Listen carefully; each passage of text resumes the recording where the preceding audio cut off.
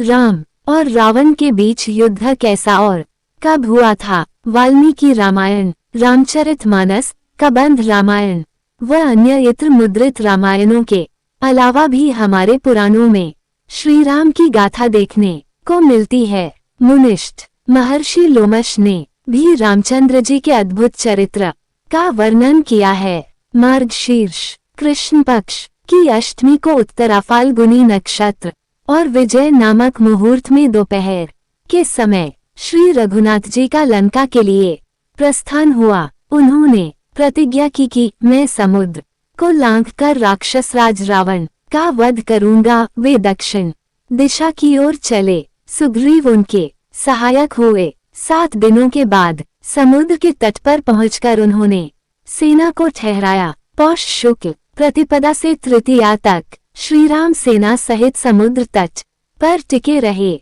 चतुर्थी को विभीषण आकर उनसे मिले। फिर पंचमी को समुद्र पार करने के विषय में विचार हुआ। इसके बाद 4 दिनों तक अनशन किया। समुद्र ने पार जाने का उपाय दिखा दिया। तदंतर दशमी को सेतु बांधने का कार्य आरंभ होकर त्रयोदशी को समाप्त हुआ। चतुर्दशी को श्रीराम ने सुवेल पर्वत पर अपनी सेना को ठहराया। पूर्णिमा से द्वितीया तक 3 दिनों में सारी सेना समुद्र के पार हुई। ये गणना शुक्ल पक्ष से महीने का आरंभ मानकर की गई है। समुद्र पार करके लक्ष्मण सहित श्रीराम ने सुग्रीव की सेना साथ ले तृतीया से दशमी तक 8 दिनों तक लंकापुरी को चारों ओर से घेर कर रखा। एकादशी के दिन शुकर सारण सेना में घुस आए थे।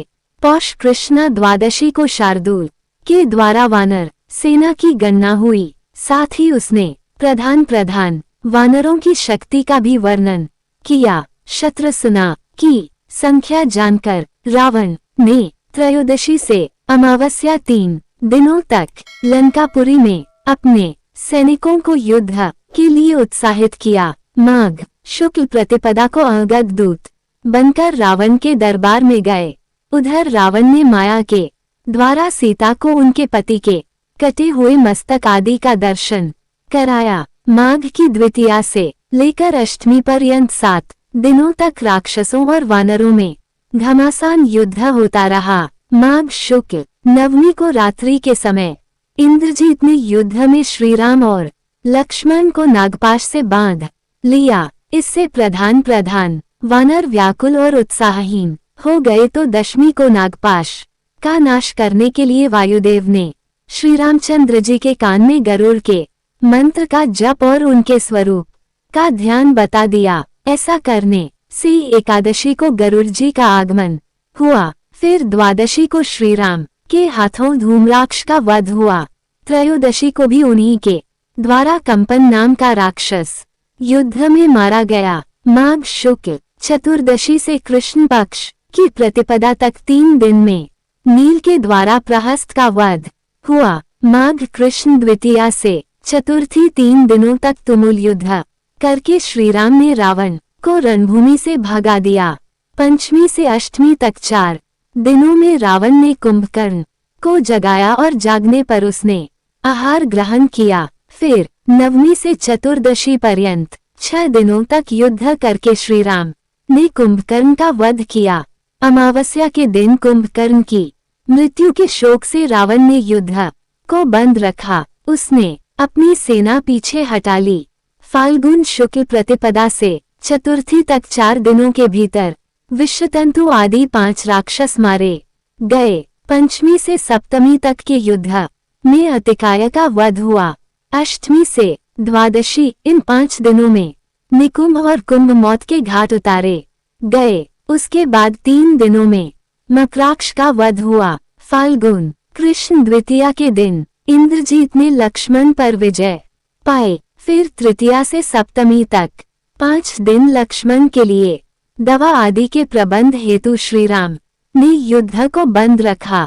तदंतर त्रयोदशी पर्यंत 5 दिनों तक युद्ध करके लक्ष्मण ने विख्यात बलशाली इंद्रजीत को युद्ध में मारा। चतुर्दशी को रावण ने युद्ध को स्थगित रखा और यज्ञ की दीक्षा ली। फिर अमावस्या के दिन वह युद्ध के लिए प्रस्थित हुआ। चैत्र शुक्ल प्रतिपदा से लेकर पंचमी तक रावण युद्ध करता रहा। इन 5 दिनों के भीतर बहुत से राक्षसों का विनाश हुआ। षष्ठी से अष्टमी तक महापार्श्व आदि राक्षस मारे गए। चैत्र शुक्ल नवमी के दिन लक्ष्मण जी को शक्ति लगी, तब श्री राम ने क्रोध में भरकर 10 शीश को मार भगाया। फिर हनुमान जी लक्ष्मण की चिकित्सा के लिए द्रोण पर्वत उठा लाए। दशमी के दिन श्री रामचंद्र जी ने भयंकर युद्ध किया, जिसमें असंख्य राक्षसों का संहार हुआ। एकादशी के दिन इंद्र के भेजे हुए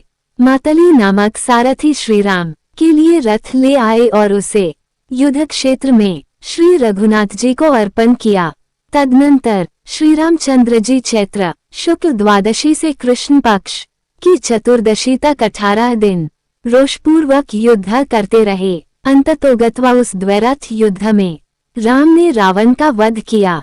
उस तुमुल संग्राम में श्री रघुनाथ जी ने ही विजय प्राप्त की। माघ शुक्ल द्वितीया से लेकर चैत्र कृष्ण चतुर्दशी तक 87 दिन होते हैं। इनके भीतर केवल 15 दिन युद्ध बंद रहा। शेष 72 दिनों तक राम रावण संग्राम चलता रहा। रावण आदि राक्षसों का दाह संस्कार अमावस्या के दिन हुआ। वैशाख शुक्ल प्रतिपदा को श्री राम युद्ध भूमि में ही ठहरे रहे। द्वितीया को लंका के राज्य पर विभीषण का अभिषेक किया गया। तृतीया को सीता की अग्नि परीक्षा हुई। वैशाख शुक्ल चतुर्थी को पुष्पक विमान पर आरूढ़ होकर आकाश मार्ग से अयोध्यापुरी की ओर चले। वैशाख शुक्ल पंचमी को श्री राम दल बल के साथ भारद्वाज मुनि के साथ आए और 14वां वर्ष पूर्ण होने पर षष्ठी को नंदीग्राम जाकर भरत से मिले। फिर सप्तमी को 42वें वर्ष की उम्र में श्री रघुनाथ जी का राज्याभिषेक हुआ। उस समय सीता जी की उम्र 33 वर्ष की थी।